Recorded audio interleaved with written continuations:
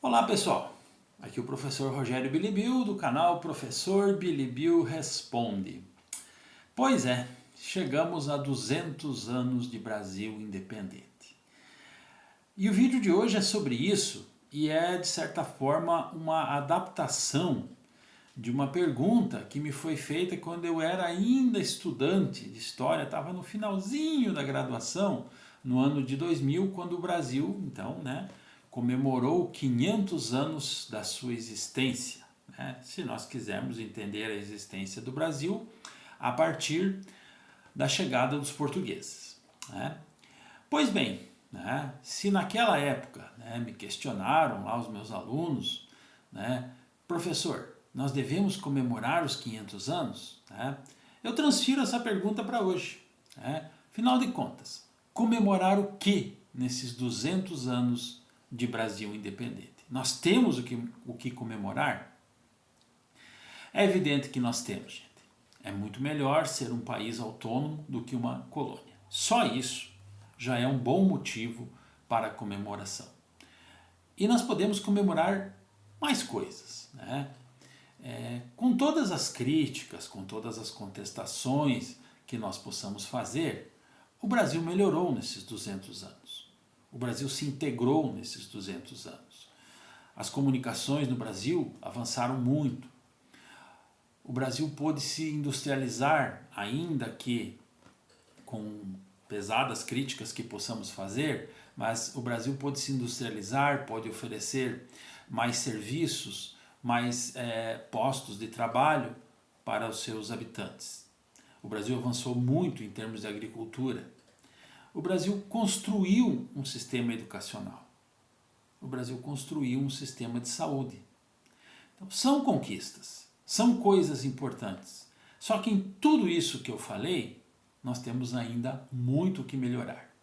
O que seria natural de qualquer processo, para qualquer sociedade, para qualquer país, afinal de contas as coisas estão em contínuo aperfeiçoamento. Mas tem uma coisa que no Brasil é um pouco diferente dos demais países. O Brasil é um país como poucos no mundo. Por que isso? Primeiro, pelo tamanho. São poucos os países continentes no mundo. Vou citar uma curiosidade para vocês. Somente 15 países no mundo são maiores que o estado do Amazonas. Só isso dá uma ideia da grandeza do Brasil. Então é meia dúzia de países do Brasil, da Rússia, que é o maior, até a Austrália, que é o sexto maior, que são países continentes. Os demais são pequenas porções de terra. E o Brasil não é só grande, o Brasil é diverso. O Brasil possui variedade climática, variedade mineral, variedade vegetal, variedade animal e diversidade humana.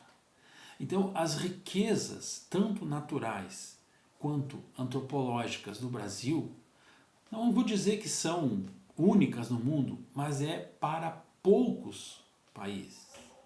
A capacidade do Brasil de produzir riqueza é assombrosa. E por isso, quando a gente chega nos 200 anos de existência, a gente olha para trás, a gente vê, poxa, se fez bastante. É muito melhor ter nascido no Brasil em 2022 do que em 1822.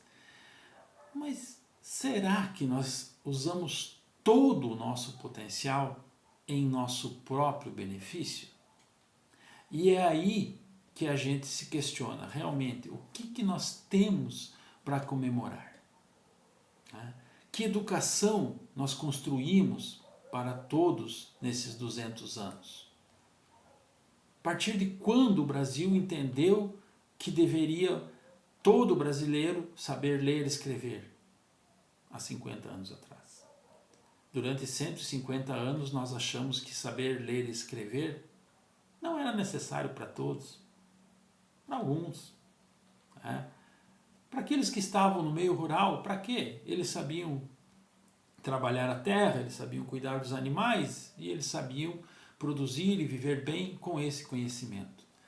Ou seja, o Brasil também, nesses 200 anos, foi alvo de pensamentos muito retrógrados, muito conservadores, que retardaram em muito o nosso desenvolvimento.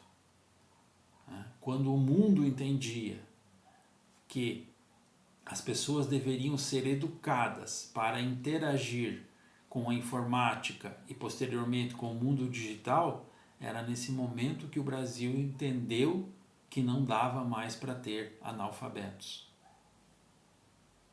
Certo? Por não investir em educação, o Brasil nunca foi um polo de inovação e tecnologia. E sempre comprou tecnologia dos demais países. E na maior parte das vezes, comprava tecnologia que ia sendo descartada, uma tecnologia que estava sendo substituída por outras, né? E, consequentemente, sempre um passo atrás do mundo. O Brasil nunca teve uma política pública de valorização da educação, de pesquisa, de produção de conhecimento e tecnologia, de modo a inverter esse processo e exportar tecnologia para o mundo. E o brasileiro, ele é criativo, ele é inteligente e, se corretamente estimulado e incentivado, ele produz muito em termos intelectuais. O Brasil negligenciou uma malha ferroviária, por exemplo, apostando no transporte mais caro, mais arriscado, e a partir de que você tem um monopólio do transporte, hoje, se os condutores de caminhões resolverem fazer uma greve, o país entra no caos. Não há alternativas. Nosso potencial hídrico nunca foi explorado na sua plenitude. Por quê? Porque nós compramos ideias de outros lugares, que funcionam em outros lugares, e não construímos um modelo de desenvolvimento para nós mesmos. E quando a gente faz todas essas ponderações, nós ficamos pensando, afinal de contas, nós fomos independentes para quê? Nós temos autonomia legal para quê? Se nós nunca olhamos para nós mesmos e nos enxergamos como um país. Nós olhamos para o Brasil como um lugar onde determinados segmentos da sociedade conseguem satisfazer as suas ambições, os seus desejos, e boa parte do povo brasileiro continua ainda num estado de pouca dignidade, de pouco trabalho, de pouca remuneração. Então o nosso desafio é grande. Vamos comemorar? Vamos. Tem coisas que melhoraram no Brasil. Mas vamos colocar uma reflexão nessa interrogação e, enquanto cidadãos, exigir que o nosso país seja bom para nós, mas para todos nós. É isso aí. Parabéns, Brasil, 200 anos. Parabéns, brasileiros. Mas vamos construir um país melhor. Grande abraço.